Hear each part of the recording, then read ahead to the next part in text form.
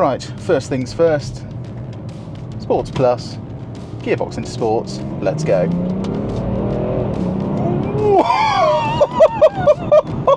Holy shit. This is a BMW 435D, but this one is no normal one because it's been touched. Yes, this is now stage 1 plus. But what does that mean? Well, today we are going to find out. But not only that, we're going to do a 0 to 60, a 30 to 70, see what MPG this thing will really do. Does remapping your car affect its MPG? See what other mods have been done to this car. And of course, see how fun this thing is to drive. Because my name's Tom and you are watching Paragon Cars. So let's get into it.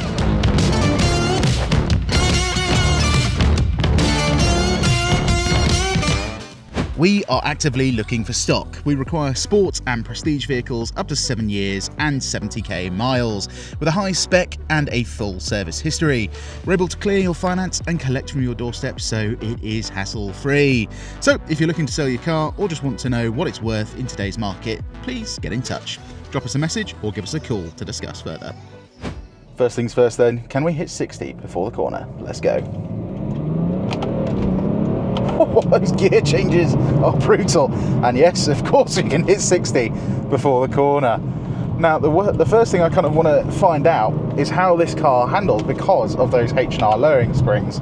A standard 335 and 435D, they're fine, but they are very softly sprung compared to something like an M340i. And this already, I can feel front end turning is better. I can feel the stiffness just everywhere is much better. Obviously we're lower as well, so I feel like I've just got more control over the car. And that's exactly what this car needs, especially when you've got numbers like this under the bonnet. Talking about numbers, what are they? So stock, you've got about 313 horsepower to 630 newton meters of torque. This one now, with a stage 1 remap, has got about 380-ish horsepower and 775 newton meters of torque, which makes it fairly quick, to say the least. Now, with that comes a gearbox remap. Yes, that is a must-have if you're remapping the engine of this thing, and it makes those gear changes insanely fast. Just how fast? Well, watch this.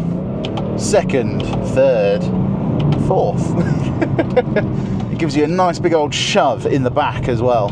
I gotta say though, the H&R lowering springs really do help the chassis out a lot. It just feels so darty now. Much better, but it's still comfortable. It's not crashy over bumps. Like, this is a properly rough road, and it's still able to keep the tyre in contact with the road. Talking about the tyres, we're running on Michelin PS5s today, which is definitely needed because it's very wet. The other thing you do get with a stage 1 remap is also your dials being recalibrated. These now go up to 400 horsepower and 800 newton meters of torque. So on a smaller B road, it feels dartier, it feels sharper, but I can't really get into the meat of the power because by the time I hit 60 is basically when that extra power is coming in. So let's go to a slightly faster road and see if we can feel it properly there. But before we see what it's like on a faster road, let's do a 30 to 70 sprint and see how she does.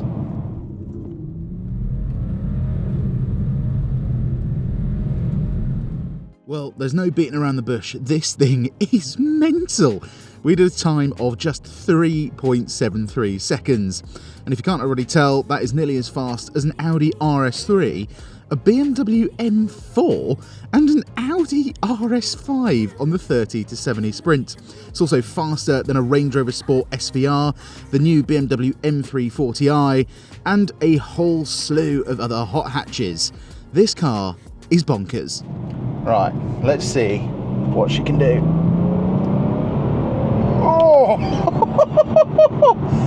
Third gear is monstrous in this car.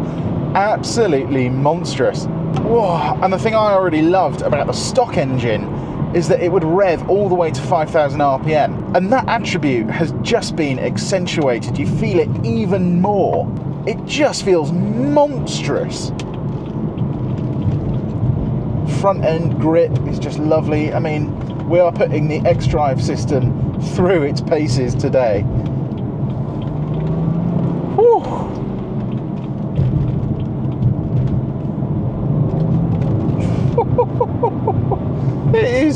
An absolute beast. And the thing is, it will be that quick every time, because obviously we've got that upgraded power figure, but we also have a new intercooler from Darkside Developments, which means it's going to make consistent power figures come rain or shine, especially the shine. Unfortunately today we've got rain, which unfortunately means our 0 to 60 time is going to be a little bit hampered, I think. Having said that, we may as well still test it.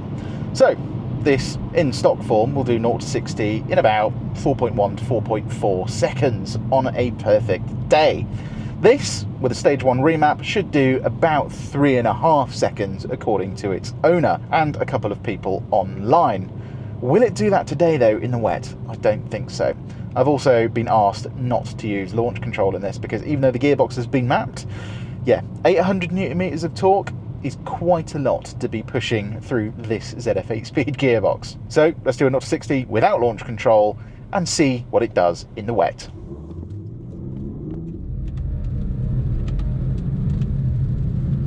So even without launch control, this thing did 4.45 seconds. Remember, that is me literally just putting my foot down. No launch control, no brake boosting, just planting my right foot.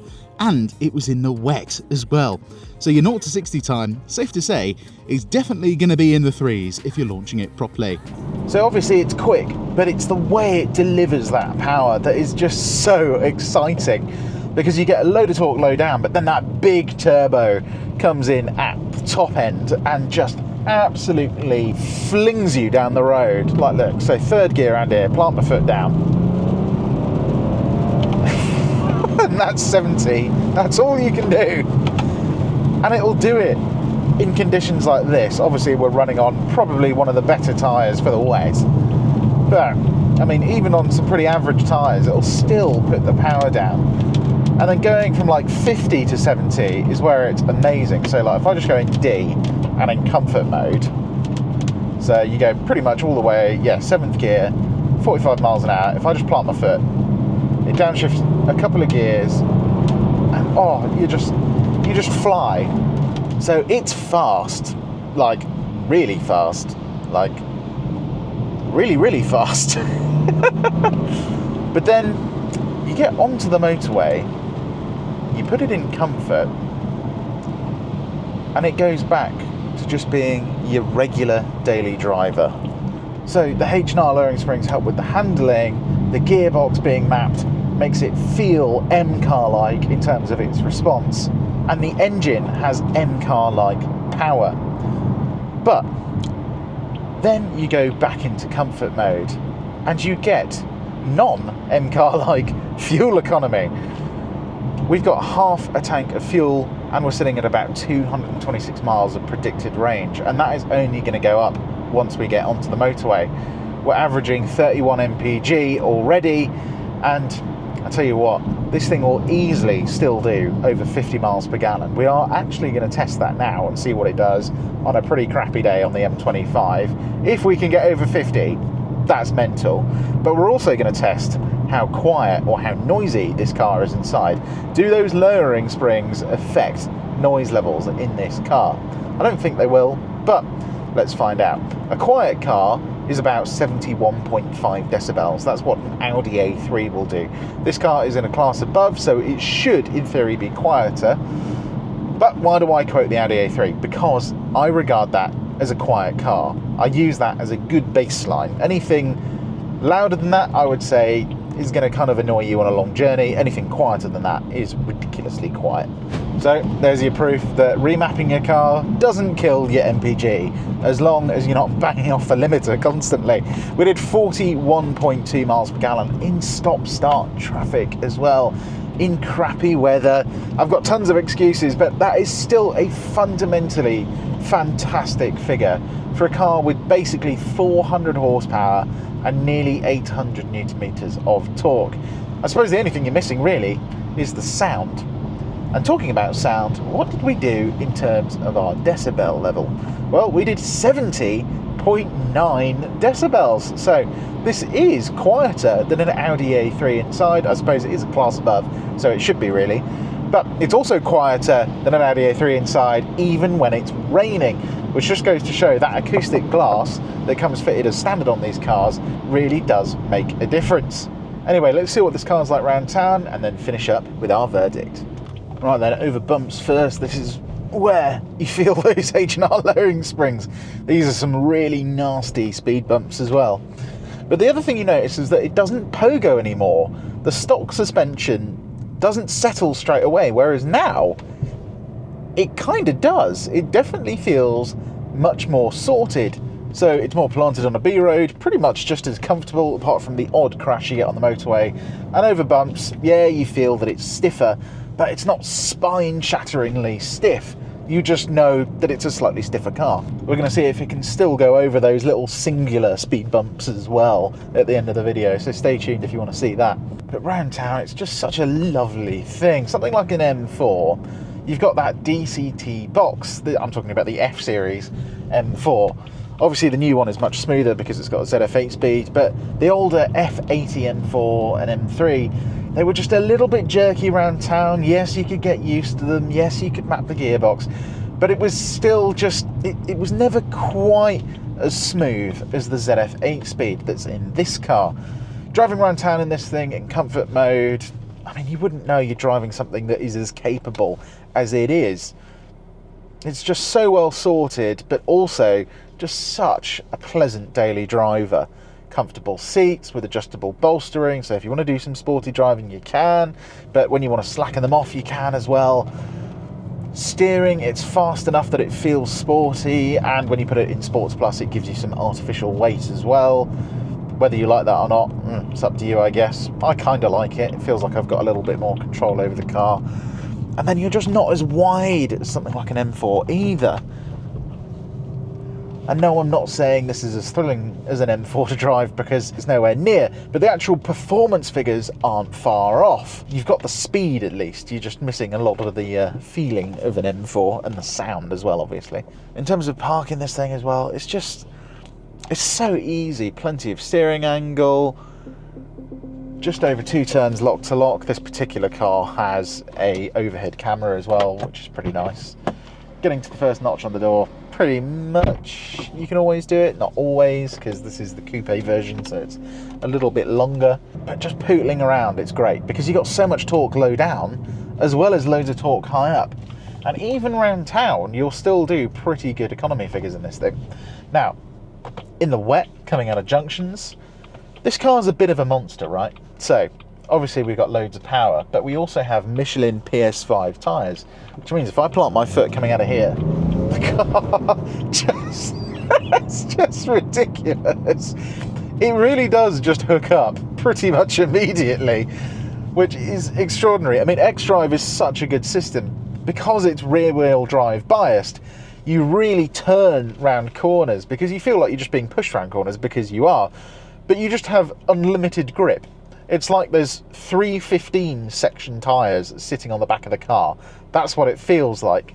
And the thing is, when you brake traction, it's so progressive. The car doesn't do anything snappy. So you get pretty much all the advantages and the fun of a rear-wheel drive car with that all-wheel drive grip. It's such a good system, honestly. I think it's actually more enjoyable than Quattro. I think Quattro's a slightly more capable system, but I feel this is definitely a lot more fun. But will it go over the singular speed bump being a lowered car?